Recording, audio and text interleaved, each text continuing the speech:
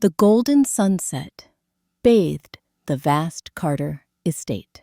From the outside, the mansion gleamed with crystal chandeliers, sparkling like a modern palace. But inside, the silence was so heavy, one could hear the ticking of the wall clock. In the lavish living room, Italian leather sofas, a marble coffee table, and a grand piano in the corner, one thing was missing: the laughter of children. Alexander Carter, a billionaire magnate, well known in the financial world, entered the room with a weary look. His shirt was still creased from a long day of meetings. He sat down, loosened his tie, and took a sip of red wine. From the staircase, his twin sons, Daniel and Ethan, about 7 years old, came running down, clutching a set of building blocks. "Dad, look at this." Daniel held up a Lego tower, almost half his height. Alexander glanced at it and gave a small nod. Not bad. Well done, son." Ethan frowned. "Dad, you didn't really look. Daniel and I built an entire castle. See if it looks real." Mr. Carter set his glass down and gave the Lego tower a brief look. It's fine, but you boys should finish your homework before playing. I don't want to hear complaints from your teacher again." The excitement on their faces vanished.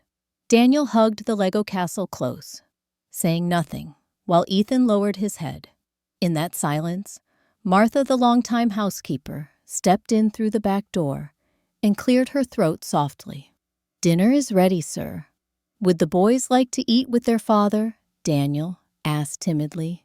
"Dad, will you eat with us tonight?" Alexander looked up, hesitation flickering in his eyes. "I still have some files to review, but fine. Tonight I'll eat with you." The boys' faces lit up instantly. They let out a small cheer and dashed toward the dining room. Martha smiled as she watched them go, then turned back to Alexander with a gentle shake of her head. "Mr. Carter, sometimes what the boys need isn't gifts or money, but your time." Alexander frowned slightly. "I know, Martha, but business waits for no one. I just want to secure a solid future for them." "Yes, sir," Martha replied softly before leaving the room. Left alone, Alexander suddenly felt an emptiness inside. The boys' laughter echoed faintly from the dining hall, yet he felt adrift in his own home. He rose, exhaled a long sigh, and quietly followed the sound of their laughter, unaware that great changes were already on their way. The next morning, sunlight streamed through the tall glass windows, reflecting off the polished marble floor. In the kitchen, the housekeeper, Martha, was busy preparing breakfast when the doorbell rang. Alexander came down the stairs, phone in hand, frowning. "What is it, Martha? Who would come at this hour?" "It's Miss Isabella Moore, the maid I arranged to come for a trial. I thought the house could use someone to look after the boys." Alexander arched a brow. "A new maid? I thought we already had enough staff." Martha replied calmly, "Enough for the household, yes, but not enough for the hearts of the young masters, sir. They need someone who will truly spend time with them."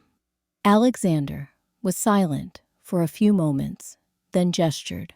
"Fine, let her in." The door opened. Isabella stepped inside, a young woman in her 20s, brown hair, neatly tied back, her eyes clear yet a little shy. She wore a simple pale blue dress and carried a folder in her hands. "Good morning, Mr. Carter, Mrs. Martha. I'm Isabella. Thank you for giving me this opportunity." Alexander gave her a quick once-over, his voice deep and firm. "Do you have experience? I won't entrust my children to someone irresponsible." Isabella hesitated for only a beat, then answered with steady clarity, "Sir, I worked at a daycare center for 3 years. I love children, and I believe the most important thing isn't just feeding or clothing them, but making them feel heard and happy." Her answer caught Alexander off guard. He had expected a list of credentials, but instead, this young woman spoke about the heart. At that moment, Daniel and Ethan dashed into the kitchen. Daniel tugged at Martha's hand. "Who's she?" Isabella crouched down with a gentle smile.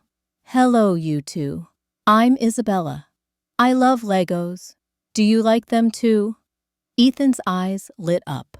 "You know how to play with Legos?" "Not just play," Isabella replied playfully. "I once built a castle taller than me." The boys burst out laughing and instantly warmed to her. Daniel grabbed Isabella's hand, tugging her toward the living room. "Come on, we'll show you our castle." Alexander stood, watching, arms crossed over his chest. A strange feeling stirred inside him. Had it really been so long since he'd seen his children laugh so freely? Martha leaned closer, whispering, "You see, sir, some things cannot be bought with money." Alexander said nothing. He simply watched Isabella walk away with his two sons, a faint heaviness settling in his chest, as though something long dormant had just been stirred awake. Late in the afternoon, golden sunlight spread across the garden behind the mansion. Neatly trimmed rose bushes lined the paths.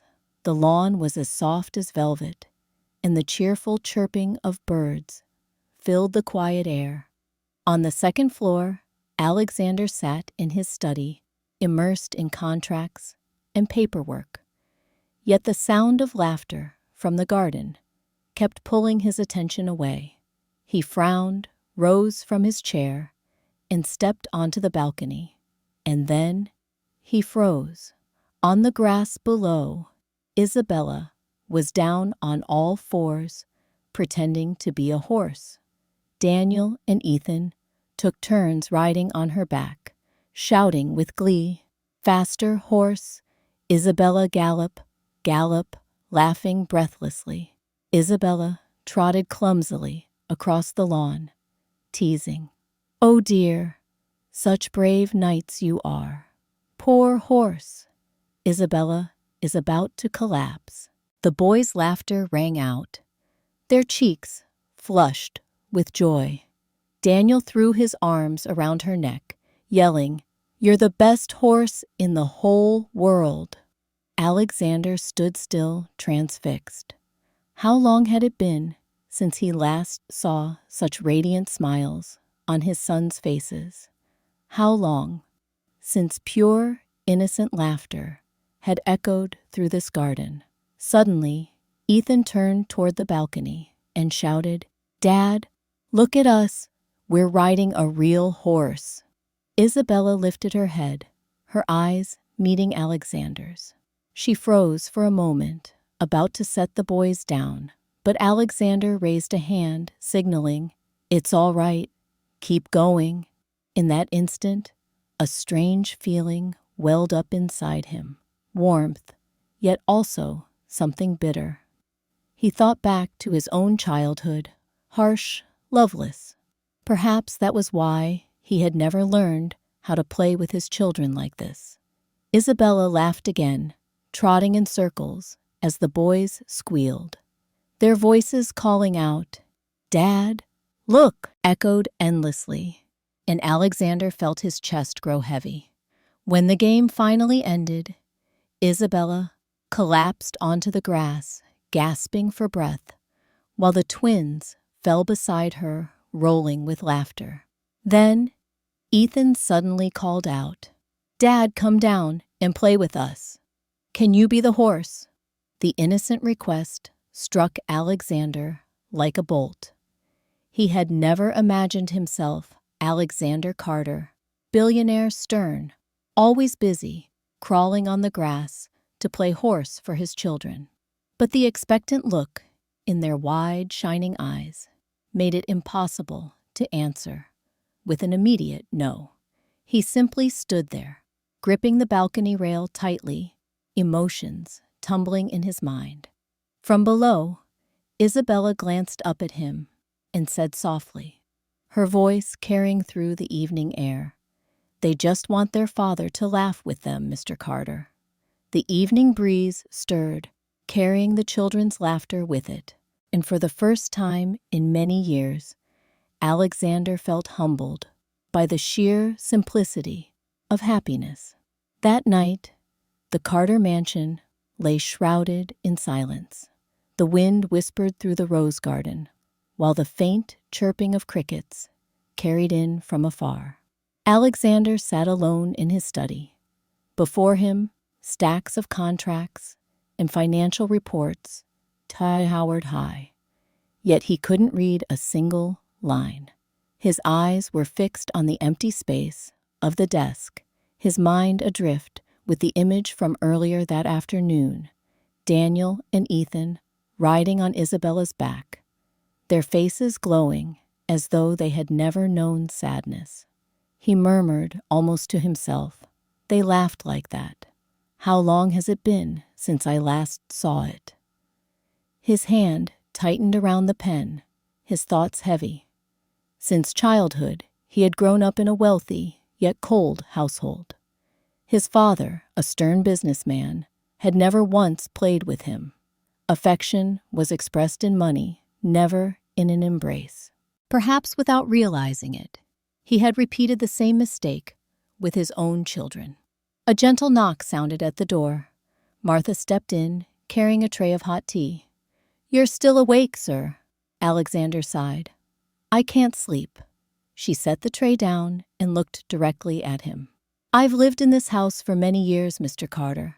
I can see clearly what the boys truly long for. It's not expensive toys. It's a father willing to sit on the floor with them, to share in their laughter." Alexander remained silent. Martha's voice softened, yet carried a quiet weight. "I saw the look in their eyes when you refused. And today I saw the light in those same eyes, simply because you stood there and watched. Please understand, Mr. Carter. To a child, a father's embrace is worth more than any $1 million check." Alexander turned his chair toward the wide glass window. Outside, the moonlight poured over the garden, where in his mind the echoes of that afternoon's laughter still lingered. "But I've never been a father in that way. I don't even know where to begin, Martha." The housekeeper smiled gently, her eyes kind. "Begin with something small, sir. A bedtime story. A meal together without rushing. Or perhaps, just once, crawling on the grass to be their horse." Alexander let out a soft laugh, tinged with melancholy. He took a sip of tea, letting the mingling bitterness and sweetness linger on his tongue. Inside him, a new resolve slowly took shape. He knew he could never change the past, but perhaps he could change the present and the future by starting with the simplest things. That night, Alexander sat for a long time until the moon drifted past the window. And for the first time in years, his heart grew lighter. For the first time, he felt compelled to do something not for his empire, but for the 2 little boys who called him Dad. The next morning, the sky was clear, and gentle sunlight spread across the garden. Daniel and Ethan had woken up early, busy tinkering with their Legos in the living room. Isabella sat beside them, occasionally offering suggestions. If you add a big gate here, the castle will look more realistic." Ethan laughed. "You really are a Lego castle expert." The children's laughter filled the room. Alexander, just coming down the stairs, stopped at the last step, quietly watching the scene. A strange yet comforting warmth welled up inside him. He cleared his throat. "My little architects are working hard, aren't they?" Daniel looked up and exclaimed, "Dad, come see our castle." Alexander walked closer and sat down. He studied the colorful structure when Ethan looked at him with bright, hopeful eyes. "Dad, do you want to play with us?" Such a simple question, yet it made Alexander freeze. A part of him still held back hesitant. But then Martha's words from the night before echoed in his mind. Begin with something small. He took a deep breath. "All right, let me give it a try." The boys cheered with delight and handed him a bag of Lego bricks. Isabella smiled quietly, observing from the seat. At first, Alexander was clumsy, unsure how to fit the pieces together. Daniel burst out laughing. "Not like that, Dad. You're messing it up," Ethan quickly corrected him. "Here, Dad put this piece on first, then that one." Alexander felt awkward, but soon found himself laughing as well. "Ah, I see. Looks like I have to learn from you two." Before long, father and sons were building a new castle together, laughing, debating, and sharing the work. The once quiet room now overflowed with cheerful voices. When the project was finished, Daniel threw his arms around his father. "This is the first time you've ever played Lego with us. I love it." Alexander's eyes blurred. He pulled both boys into his embrace, his voice low and rough. "I'm sorry for missing so many moments like this." Ethan looked up at him, innocent and eager. "So from now on, you'll play with us more, right?" Alexander nodded his gaze, firm with resolve. "Yes, I promise." From the corner of the room, Isabella smiled softly.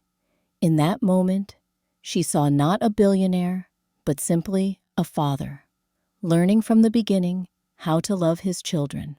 In the days that followed, the atmosphere in the Carter mansion changed noticeably. Where once the vast house echoed only with footsteps and the ticking of clocks, now it was filled with children's laughter and lively conversations drifting through every room. Alexander began spending more time with his son's breakfast together. In the mornings, playing in the garden in the afternoons, and bedtime stories at night. With Isabella's help, he was learning how to listen, how to answer the boys' curious, innocent questions. One afternoon, the whole family gathered in the kitchen to bake cookies. Isabella rolled up her sleeves, kneading the dough with a laugh. "No sneaking raw dough," Daniel stuck out his tongue. "But it tastes good." Ethan burst out laughing, while Alexander fumbled awkwardly with a wooden spoon. He leaned closer to Isabella and whispered, "What am I supposed to do? Knead the dough like this?" Isabella laughed, her smile so bright that Alexander paused for a heartbeat. "No, Mr. Carter, you're ruining the dough. Here, let me show you." She placed her small hand gently over his large one, guiding the motion. The warmth of her touch unsettled him, and he quickly cleared his throat, averting his eyes. "Thank you. I'm not very good at this." "No one's good at it right away," Isabella replied softly. "What matters is that you're trying. The boys will remember these moments forever." Alexander's gaze softened. He looked at his sons, laughing together, then back at Isabella. In that instant, he realized the change in his family was because of her. A few days later, as he was putting the boys to bed, Daniel suddenly whispered, "Daddy, I hope Miss Isabella stays here forever. She makes us laugh so much." "Don't you think so too?" Alexander froze, then gently stroked his son's hair. "Yes, I think so too." That night, as he stepped out of the boys' room, he found Isabella tidying up their toys. She looked up and offered a small smile. "What did he say to you?" Alexander met her gaze, a strange glimmer in his eyes. He said, "He hopes you'll stay here forever." Isabella paused, then answered softly, "I hope so too." so long as you and the boys need me."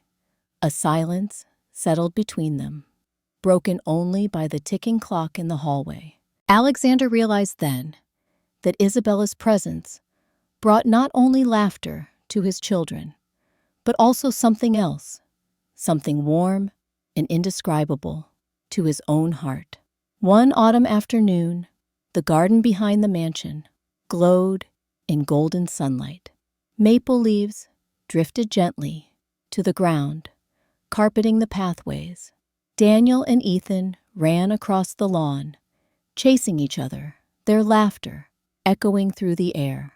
Alexander sat on a lounge chair on the porch, holding a fairy tale book. He had just finished telling a story, his deep, warm voice captivating the boys. When the story ended, Daniel hugged his father and whispered, "My favorite part is when you tell stories. Your king voice sounds so cool." Ethan laughed heartily. "And your dragon voice is the funniest." Alexander chuckled, a happiness shining in his eyes that he had never thought possible. He leaned down, embracing both sons, feeling their tiny warmth like a priceless gift. Nearby, Isabella pruned a few rose branches. She paused quietly, watching the scene, a gentle smile spreading across her face.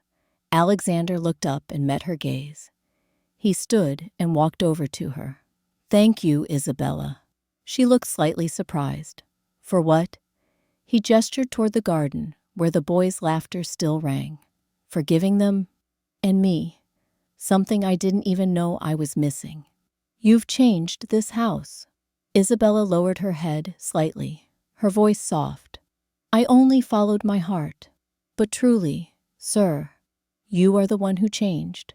The boys are happy because they have their father with them." Alexander was silent for a few moments, then nodded.